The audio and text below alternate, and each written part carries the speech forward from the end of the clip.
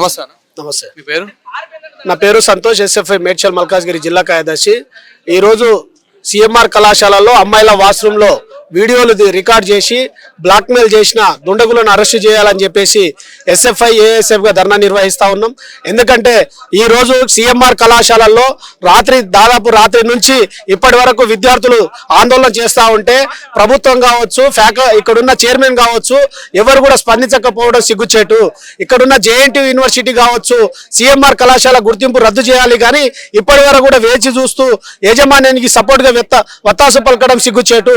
కాబట్టి కళాశాలల్లో అమ్మాయిలకు జరిగిన అన్యాయాన్ని ఎవరైతే రికార్డింగ్ చేసి దుండగులు ఉన్నారో వాళ్ళని వెంటనే అరెస్టు చేయాలి, కానీ ఇప్పటి వాళ్ళకు పోలీస్ యంత్రాంగం కూడా ఒక్కరిని కూడా అరెస్టు చేయకపోవడం సిగ్గుచేటు.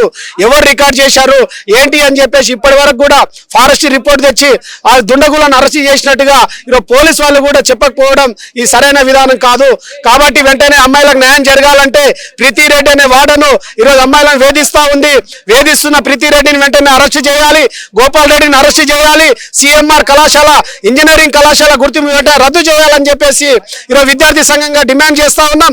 లేని పక్షంలో రాబోయే రోజుల్లో ఇప్పుడు మీరు అరెస్టు చేయకపోతే విద్యార్థులను కలుసుకొని రేపు జరిగే పోరాటాన్ని కూడా మీరే బాధితులు అవుతారని చెప్పేసి కూడా ఈ సందర్భంగా హెచ్చరిస్తా ఉన్నాం. అదేవిధంగా ఇక్కడ వాళ్ళు ఏమంటున్నారంటే ఇదంతా ఫేక్ ఎలిగేషన్స్ అని అంటున్నారు. ఫేక్ ఎలిగేషన్స్ అయినప్పటికీ మరి 5 ఎందుకు అదుపులోకి తీసుకున్నారు? అదేవిధంగా ప్రీతి అనే వార్డెన్ ఎందుకు పరేరిలో ఉంది?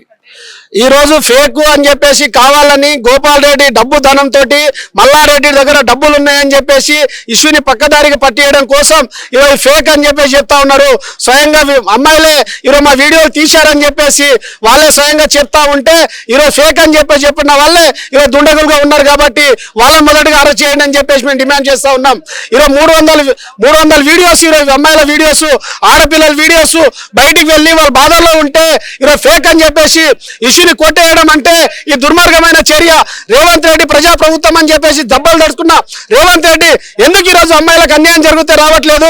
ఎందుకు సిఎంఆర్ కళాశాల చైర్మన్ మల్లారెడ్డిని కావచ్చు, అదేవిధంగా సిఎంఆర్ కళాశాల గోపాల్ రెడ్డిని కావచ్చు ఎందుకు అరెస్ట్ చేయట్లేదు అని చెప్పేసి మేము ప్రశ్నిస్తా ఉన్నాం. నిజంగా పోలీస్ యంత్రాంగం విద్యార్థులకు న్యాయమే చేయాలి, అమ్మాయిల పక్షమే ఉంటాం అని చెప్పేసి మీరు అనుకుంటే వెంటనే ఈరోజు దుండగులను అరెస్ట్ చేయాలి. ఫారెస్ట్ రిపోర్ట్ సంబంధించింది ఇమ్మీడియట్ గా తీసుకొచ్చి దుండగులు ఎవరైతే వీడియో తీశారో ఆ దుండగులను అరెస్ట్ చేసి కఠిన శిక్షించవలసిన బాధ్యత పోలీస్ యంత్రాంగం పైన ఉంది, ప్రభుత్వం పైన ఉంది. రేవంత్ రెడ్డి అసెంబ్లీలో గర్జించి మాట్లాడడం కాదు, విద్యార్థులకు జరిగిన అన్యాయం పైన కూడా మాట్లాడాల్సిన బాధ్యత రేవంత్ రెడ్డి పైన ఉందని చెప్పేసి కూడా తెలియజేస్తూ దుండగులను వెంటనే అరెస్ట్ చేయాలి, సిఎంఆర్ కళాశాల గుర్తింపు రద్దు చేయాలి, గోపాల్ రెడ్డిని అరెస్ట్ చేయాలి, ప్రీతి రెడ్డి వార్డెన్ని అరెస్ట్ చేయాలని చెప్పేసి డిమాండ్ చేస్తా ఉన్నాం. ఇది అంతా జరిగి ఇంతసేపు అయినా కానీ, ఇన్ని క్లూస్ ఉన్నా కానీ నిజాలు మాత్రం బయటకు రావడం లేదు. ఎందుకు దీని వెనకాల ఎవరైనా ఉండి ఆపేపిస్తున్నారంటారా? అంటే మల్లారెడ్డి గారు కూడా దీని మీద స్పందించడం లేదు. ఇదంతా తనే కావాలని ఆపేపిస్తున్నారంటారా? మల్లారెడ్డి గోపాల్ రెడ్డి సంబంధించింది డబ్బులతోటి ఏమన్నా చేయగలము అనే ధీమాతో ఉన్నారు. కాబట్టి ఏ ఇష్యూ కూడా ఇప్పటి వరకు ఎవరిని అరెస్ట్ కానియకుండా, ఇష్యూని బయటికి రానియకుండా అబద్ధం అని చెప్పి తెలవడం కోసం ఎన్నైనా డబ్బులు ఖర్చు పెడతారు. ఆ డబ్బులతోటే ఈరోజు దుండగులను కూడా కాపాడుతా ఉన్నారు. మల్లారెడ్డి గోపాల్ రెడ్డి ఆ దుండగులను కాపాడుతా ఉన్నారు. కాబట్టి ప్రభుత్వం వెంటనే ఇన్వాల్వ్ అయ్యి, ప్రభుత్వ యంత్రాంగం ఇన్వాల్వ్ అయ్యి దుండగులను అరెస్టు చేస్తూ ఈ దుండగులను ప్రోత్సహిస్తున్న మల్లారెడ్డిని గోపాల్ రెడ్డిని కూడా వెంటనే అరెస్టు చేయాలి. లేని పక్షంలో రాబోయే రోజుల్లో విద్యార్థి సంఘాలుగా పెద్ద ఎత్తున పోరాటం చేస్తామని కూడా ఈ సందర్భంగా హెచ్చరిస్తా ఉన్నాం. ఇదే కనుక నిజమైతే విద్యార్థుల మేరకు మీ మేరకు ఎలాంటి డిమాండ్ చేస్తున్నారు? ఈ రోజు అమ్మాయిలు సంబంధించి చేసే డిమాండ్ ఏంటంటే వాళ్ళ వీడియో సంబంధించి తీశారు, ఫారెస్ట్ ల్యాబ్ వాళ్ళు తీసుకెళ్లారు, ఇప్పటి వరకు కూడా ఫారెస్ట్ ల్యాబ్ వాళ్ళు రిజల్ట్ చెప్పకపోవడం సిగ్గుచేటు. దాంతో పాటుగా ఈ రోజు మేము చెప్పేది ఏంటంటే ఈ రోజు మల్లారెడ్డి కళాశాల కావచ్చు, అదేవిధంగా సిఎంఆర్ గోపాల్ రెడ్డి కళాశాల కావచ్చు అమ్మాయిలకు అన్యాయం జరిగింది. కాబట్టి ఈ రోజు వార్డన్ సంబంధించి ప్రీతి రెడ్డి వెంటనే అరెస్ట్ చేయాలి, దాంతో పాటుగా గోపాల్ రెడ్డి అరెస్ట్ చేయాలి, ఈ సమస్యని పరిష్కరించాలని చెప్పేసి కూడా ఈ సందర్భంగా హెచ్చరిస్తా ఉన్నాం. అదే విధంగా విద్యార్థులకు మళ్ళీ ఇలాంటి సిచ్యువేషన్ రావద్దు అంటే కనుక మీరు ఎలాంటి ధైర్యం ఇస్తారు? అమ్మాయిలకు సంబంధించి రక్షణ కల్పించడం కోసం అనేక చట్టాలు ప్రభుత్వం తీసుకొస్తుందని చెప్పారు. కానీ చట్టాలు చుట్టాలుగా మారుతున్నాయి తప్ప ఎక్కడ కూడా అమ్మాయిలకు మాత్రం ఈరోజు రక్షణ కల్పించే దాంట్లో ఫెయిల్యూర్ అయిపోయినాయి. కాబట్టి అమ్మాయిలకు సంబంధించి మనం చూస్తే గోడలు మాత్రం ఖాళీగా ఉన్నాయి. అమ్మాయిల హాస్టల్ వేసుకొని ఫ్రెంచింగ్ కూడా పెట్టకుండా ఈరోజు గోడలు ఖాళీ పెట్టి వీడియోలు బయటకు పోయేటట్టుగా మా గోపాల్ రెడ్డి ప్లాన్ చేశాడేమో అని చెప్పేసి మాకు అనుమానం వ్యక్తం అవుతున్నాయి. కాబట్టి అమ్మాయిలకు రక్షణ కల్పించాలంటే ఈ రోజు హాస్టల్ సంబంధించి సీసీ కెమెరాలు పెట్టాలి. అమ్మాయిలను రక్షించడం కోసం ఇక సేఫ్టీ ఇవ్వడం కోసం వార్డర్స్ కూడా ఇక వేధించే వార్డర్స్ కాదు, వాళ్ళ వీడియోలు తీసుకొని వేధించే వార్డర్స్ కాకుండా అమ్మాయిలకు రక్షణ ఇచ్చే వార్డర్ని, ఎడ్యుకేట్ వార్డర్ని కేటాయించాలని చెప్పేసి కూడా ఈ సందర్భంగా డిమాండ్ చేస్తా ఉన్నాం. నమస్తే అమ్మ. నమస్తే అన్న.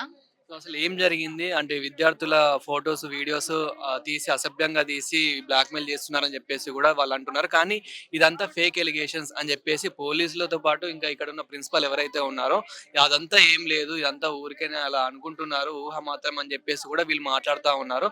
సో ఇదంతా అసలు ఎలా జరిగింది, మీరేమనుకుంటున్నారు, మీ డిమాండ్? నమస్తే అన్న, నా పేరు Jhansi, ABVP central working committee member. వాళ్ళు చేసినటువంటి ఆరోపణలే నిజమైతే ఇక్కడ ఏ వీడియోస్ షూట్ అవ్వలేదు, ఎవరిని బ్లాక్మెయిల్ చేయలేదు. మరి పోలీసులు 5గురిని అదుపులోకి తీసుకున్నామని ఎందుకు అంటున్నారు? ఆ 5గురిని కూడా ఈ మేనేజ్మెంటే పట్టించిందని చెప్పేసి వాళ్ళే చెప్తున్నారు కదా. పూటకు ఒక మాట మార్చి బూటకపు నాటకాలు ఆడితే ఎవరు చూస్తూ ఊరుకోరు. జరిగింది కాబట్టే ఈ రోజు యాజమాన్యం గానీ ఇక్కడ ఉన్నటువంటి వార్డెన్ గానీ ఇక్కడికి రావట్లేదు. వాళ్ళే గనక జరిగినటువంటి ఇన్సిడెంట్ పైన యాక్షన్ తీసుకునే విధంగా విద్యార్థులతో చర్చ జరుపుంటే ఈ రోజు మీడియా గానీ, డిపార్ట్మెంట్ గానీ, విద్యార్థి సంఘాలు గానీ ఇక్కడికి వచ్చే పరిస్థితి ఎందుకు ఏర్పడింది? మీ స్టూడెంట్సే కదా, 24/7 మీతో ఉంటున్న విద్యార్థులే కదా.